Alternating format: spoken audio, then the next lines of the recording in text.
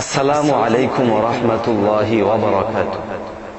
সুপ্রিয় শ্রোতা মণ্ডলী, দাওয়াত ও তাবলীগ একটি হক মেহনত, যেই মেহনতের মাধ্যমে আল্লাহ ভোলা বান্দাগণ আল্লাহকে খুঁজে পেয়েছেন, মসজিদ বিমুখ বান্দাগণ মসজিদমুখী হয়েছেন, ঈমান হারা বান্দাগণ ঈমান খুঁজে পেয়েছেন।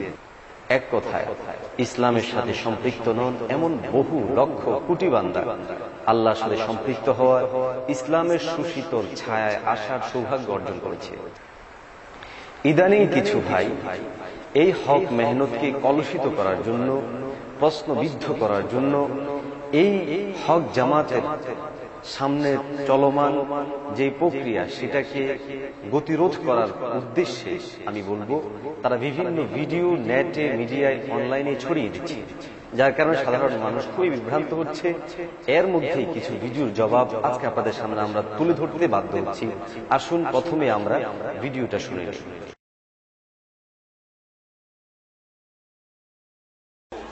যে তাবলীগটি চালু আছে আমাদের দেশে, বিশেষ করে উপমহাদেশে, উপমহাদেশ না গোটা পৃথিবীতে যেখানে যাবেন সেখানে ইলিয়াসি তাবলীগটা পাওয়া যাবে।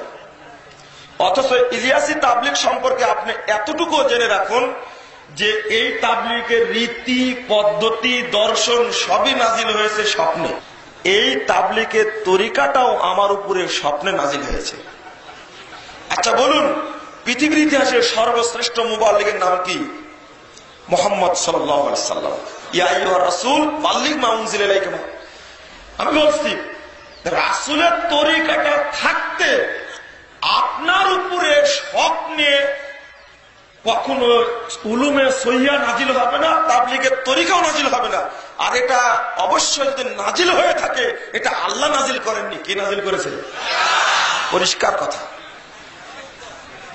মুহাম্মদ সাল্লাল্লাহু আলাইহি সাল্লামের দিন আসার পরে পৃথিবীর আর অন্য কোন দিন টিকবে?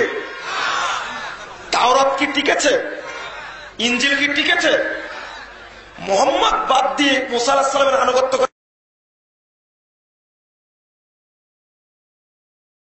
করুন।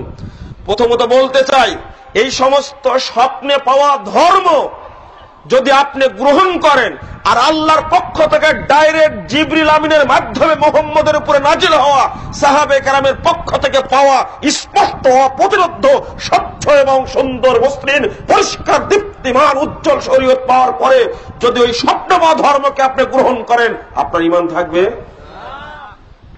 ইলিয়াস সাহেব নিজে বলছেন তার বইয়ে মালফুজাতে ইলিয়াস, তার সাক্ষাৎকার উর্দুতে প্রকাশিত হয়েছে। আপনি খুলের মাকতাবাত আজহারে পাবেন গিয়ে মালফুজাতে ইলিয়াস 51 পৃষ্ঠায় 50 নম্বর অনুচ্ছেদের মধ্যে তিনি নিজেই বলছেন, আজকাল মুসপার খুয়াব মে উলুমে সহিয়া কা ইলকা হতা হয়। আজকাল আমার উপরে স্বপ্নে সহি ইলম নাজিল হচ্ছে। ভাই কৌশস কারক মুঝে নীন্দ জিয়াদা আয়ে, এই জন্য আমি চেষ্টা করছি ঘুম যেন বেশি বেশি আসে। ডাক্তার আর হাকিম সাহেব কে মাশওয়ারা আছে, মেরে शेर पर तेल मालिश कराया ताके नींद में ज्यादा तारक्का आ गई। বলছে নিজেই, যখন কবিরাজ আর ডাক্তার পরামর্শে মাথায় তেল মালিশ করালাম তখন ঘুমের মধ্যে ডুবে গেলাম। এরপরে তিনি বলছেন, इस तबलीग का तरीका भी मुझ पर ख्वाब में मुनकाशिफ हुआ है। এই তাবলীগের তরিকাও আমার উপরে স্বপ্নে নাজিল হয়েছে। দেখেন, যদি বইয়ের মধ্যে না থাকেন মামলা করেন আমার নামে, আপনি নিজেই দেখতে পারবেন। কখনো আলেমের উদ্ধৃতি দিবেন না, অত সহজ নয়। হাদিস শুনিয়ে দিই, সহিহ বুখারীর 2য় খণ্ডের 1050 পৃষ্ঠা একটা হাদিস বর্ণিত হয়েছে। আল্লাহ নবী বলছেন, শেষ জামানায় আসবে, দেখবে দুআতুন আলা আবওয়াবে জাহান্নাম, জাহান্নামের দরজায় দাঁড়িয়ে এক শ্রেণীর আলেম মানুষকে জাহান্নামের মধ্যে নিয়ে যাবে, ডাকবে। ওদিকে মান আজাবাহুম ইলাইহা কাযাফু ফিহা, যেই ব্যক্তি এই আলেমদের ডাকে সাড়া দিবে, এই দায়ীদের দিকে সাড়া দিবে, ওই ব্যক্তিকে ধরে ওরা জাহান্নামের মধ্যে ফেলে দিবে। কে বলছেন এটা? সুপ্রিয় শ্রোতা মণ্ডলী, এতক্ষণ পর্যন্ত আপনারা যে ভিডিওটা শুনলেন, ইউটিউবে এবং ফেসবুকে পেজে বিভিন্ন জায়গায় এই ভিডিওর শিরোনাম দেয়া হয়েছে, ইলিয়াসি তাবলীগ এটা স্বপ্নের ধর্ম, বা তাবলীগ জামাত স্বপ্নের ধর্ম। তো প্রথমেই পরিষ্কার করতে চাচ্ছি যে দাওয়াত ও তাবলীগ এটা নতুন কোনো ধর্ম নয়, এবং নতুন কোনো মত নয়, বরং ইসলামেরই একটা অংশ এবং মানুষদেরকে ঈমানের উপর তোলার জন্য, ইসলামের উপর তোলার জন্য, যারা বেদিন তাদেরকে দ্বীনের উপর তোলার জন্য একটি বিশেষ মেহনত এই দাওয়াত ও তাবলীগ। সুতরাং এটাকে নতুন ধর্ম হিসেবে আখ্যায়িত করা একেবারে ভুল, বিভ্রান্তি, মিথ্যা এবং চরম উদ্দেশ্য প্রণোদিতর উপরেই নির্ভর করে বলে আমি বিশ্বাস করি। দ্বিতীয় নাম্বার, মোহতারাম শাইখ তার আলোচনায় এটাকে স্বপ্নময় একটা পদ্ধতি, তরিকা বা ধর্ম প্রমাণ করার জন্য দারুল উলুম দেওবন্দের কৃতি সন্তান ইলিয়াস রহমতুল্লাহ আলাইয়ের মালফুজাত থেকে তিনার লিখিত গ্রন্থ বা তিনার বক্তৃতা যেখানে সংরক্ষিত হয়েছে সেই গ্রন্থ থেকে দলিল প্রমাণ দেওয়ার চেষ্টা করেছেন। তিনি বলেছেন যে গ্রন্থের মধ্যে বলা হয়েছে যে উলুমে সহিহা এলকা হতা হয়। দ্বিতীয় নাম্বার, তাবলীগ কা তরিকা মুঝ পর খাব মে মুনকাশিফ হুয়া। তো এই দুইটা শব্দই যদি এই মোহতারাম শেখ সঠিকভাবে তর্জমা করতেন তাহলে এই বিভ্রান্তি আর হতো না, বরং তিনিও সমাধানে পৌঁছে যেতেন, পুরা উম্মত সমাধানে পৌঁছে যেত। কিভাবে? এখানে তিনি উলুমে সহিহা কা ইলকা হোতা হয় এটা তর্জমা করেছেন উলুমে সহিহা নাজিল হয়। আবার এই তাবলীগের তরিকা খাবে আমার উপর, মানে স্বপ্নে আমার উপর মুনকাশিফ হয়েছে, এটার তর্জমা করেছেন নাজিল হয়। তাহলে এখন দেখুন, স্বাভাবিক আমরা জানি যে নাজিল হওয়াটা ওয়াহির সাথে সাধারণত আমরা বুঝি, কোরআন নাজিল হয়, ওহি নাজিল হয়। তো এই ব্যাখ্যা বা এই অনুবাদ যখন করলেন তাহলে একটা সংশয়, একটা সন্দেহ মনের মধ্যে আসবেই, এবং তিনি এটা বলার চেষ্টাও করলেন যে এই তাবলীগের পদ্ধতি তো নবীর উপর নাজিল হবে, আপনার উপর কে নাজিল করলো? তখন শ্রোতারা বললেন যে শয়তানে নাজিল করেছেন, নাউজুবিল্লাহ মিন যালিক। তো সুপ্রিয় শ্রোতা, আসলে এখানে প্রথম শব্দের যে সঠিক ব্যাখ্যা সেটা হচ্ছে উলুমে সহিহা কা এলকা হতা হয়। এই এলকা এটার অর্থ হচ্ছে অর্পিত হওয়া, প্রদান করা, দেওয়া ইত্যাদি।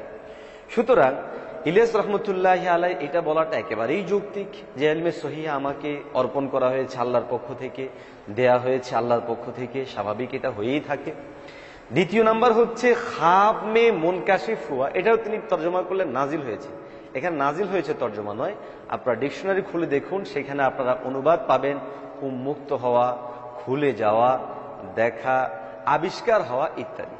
তো যারা দাওয়াত ও তাবলীগ কেন তিনি এই পদ্ধতিতে চালু করলেন এটা ইতিহাস জানেন, তাদের কাছে এটা প্রশ্ন আদৌ টিকবে না, বরং পরিষ্কার হয়ে যাবে। দেখুন, তিনি একজন জমিদার পুত্র হওয়ার পরেও একমাত্র উম্মতের প্রতি তার ভালোবাসার কারণে তিনি প্রাথমিকভাবে একটি মুক্তব প্রতিষ্ঠা করলেন উম্মতের ওই অংশটির জন্য যেই অংশটি দিন থেকে অনেক দূরে, অবহেলিত অবস্থায়, ঈমানও তাদের নেই, এমনকি কালিমাও পড়তে পারে না। ওই সাধারণ মুসলমানরা কিভাবে দিনের উপর উঠতে পারে, ওই লক্ষ্যে তিনি মক্তব প্রতিষ্ঠা করলেন। কিন্তু সেই মক্তব যখন অতটা ফলপ্রসূ হলো না, তখন তিনি পবিত্র হেজাজে সফর করলেন। সেই সফরে থেকে তিনি হজ করলেন, এবং বর্ণিত আছে যে তিনি ওই সময়েই মদিনাতুল মুনাওয়ারায় অবস্থানকালীন সময়ে আল্লাহর হাবিব সাল্লাল্লাহু আলাইহি ওয়াসাল্লামের মাধ্যমে এবং বিশ্বনবী সাল্লাল্লাহু আলাইহি ওয়াসাল্লামকে তিনি স্বপ্নে দেখলেন, এবং সেখানের মধ্যে তিনি এটা প্রাপ্ত হলেন যে ইলিয়াস, তোমার মাধ্যমে আল্লাহ তাবারক ওয়া তাআলা অনেক কাজ নেবেন। তো সুতরাং যেহেতু তিনার প্রাথমিক দিক থেকেই উম্মতের ফিকির ছিল যে কিভাবে সমাধান করা যায়, কিভাবে সমাধান করা যায়, এই সমাধানের পথ খুলতে গিয়ে তিনি প্রথমে মক্তব খুললেন।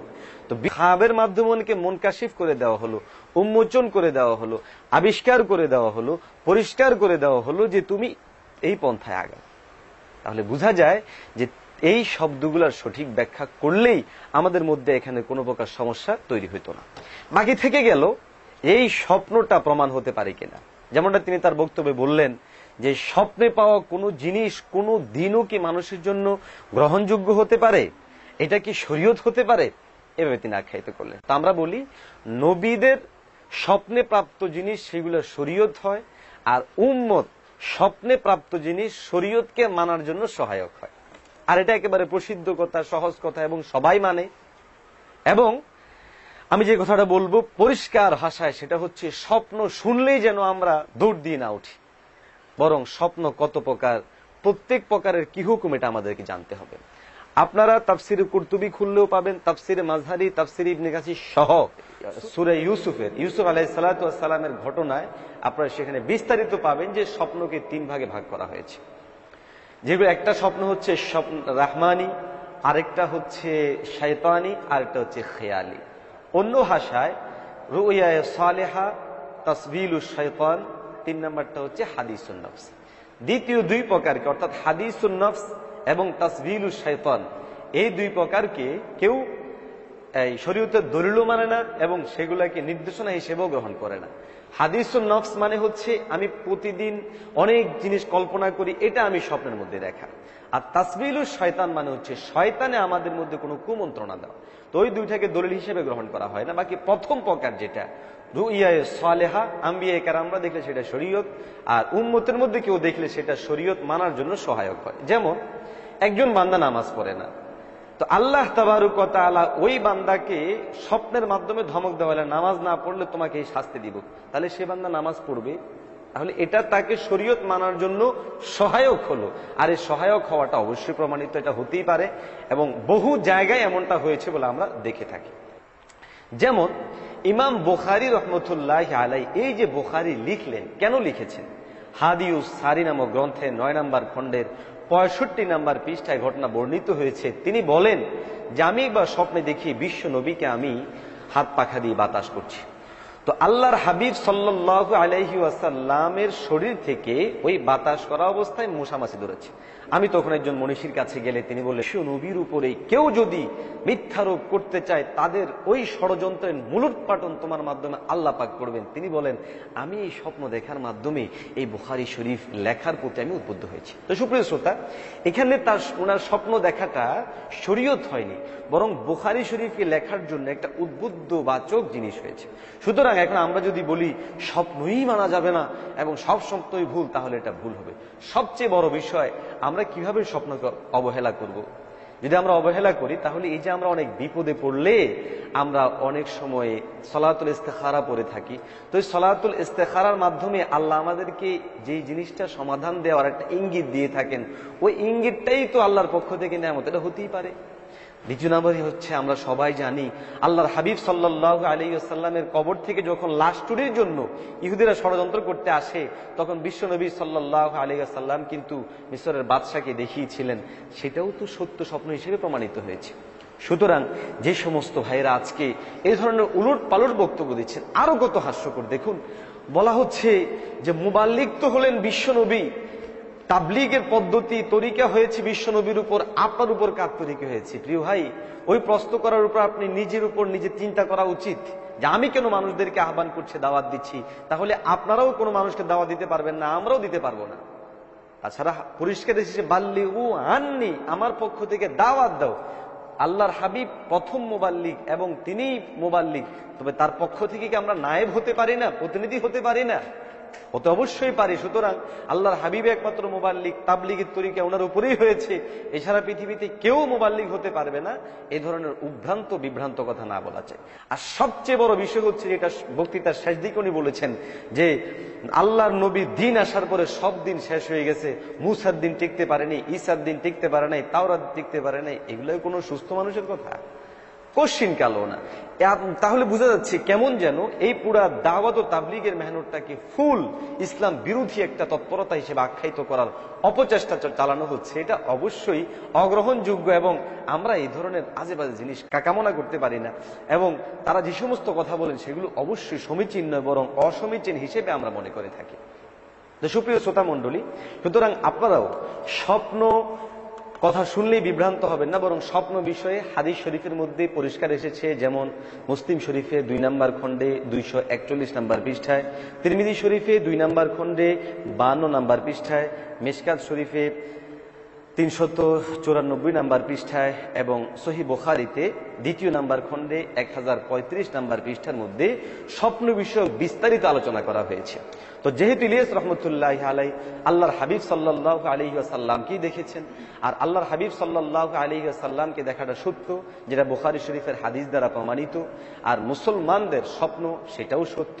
এমনকি হাদিসের মধ্যে নবুয়তের অংশ হিসেবেও সেটাকে আখ্যায়িত করা হয়েছে যে নবুয়তের সমস্ত মাধ্যমগুলোই উঠিয়ে নেওয়া হয়েছে শুধুমাত্র স্বপ্ন ব্যতীত। সুতরাং এই স্বপ্নের মাধ্যমে কোনো জিনিস যদি কোনো মুমিন বান্দা দেখে সেটা সঠিক হবে।